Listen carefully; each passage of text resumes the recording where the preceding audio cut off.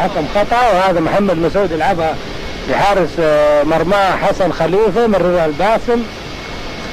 باسم على يمينه على طول لمحمد مسعود.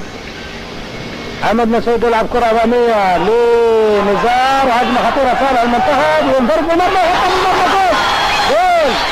الهدف الأول للاتحاد، كرة عرضية طويلة في اتجاه نزار، كان لاعب المنتخب او دفاع المنتخب يتوقع انه في موقف تسلل، لكن اخذ الكرة على صدره وتقدم، ولما خرج له تركي العواد شوف اخذها على طول على الارض ماشي طالع تجاه المرمى. لما تقدم له تركي العواد يضيق على الزاوية راح لعبها على طول في المرمى، معلنة الهدف الاول للاتحاد في الدقيقة 23 من شوط المباراة الاول.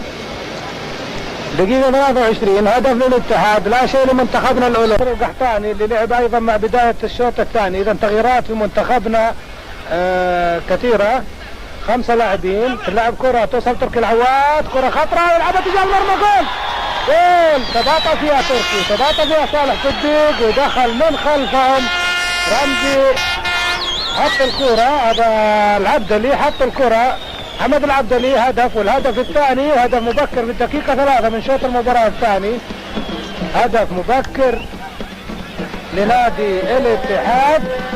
شوف محمد العبدلي، شوف الكرة كيف لعبت، كرة عرضية تباطأ في ابعادها تركي وسيليا ايضا، وعلى طول من لمسة واحدة بشماله وضعها في المرمى محمد العبدلي. هدف ثاني لفريق الاتحاد، هدف ثاني لفريق الاتحاد. والكرة في السنتر وسط الملعب، سعود القنات وخالد دعار. التغيير اللي اجراه المنتخب في الوسط وفي الهجوم رغبة في ايضا اختبار قدرات اللاعبين في مثل هذه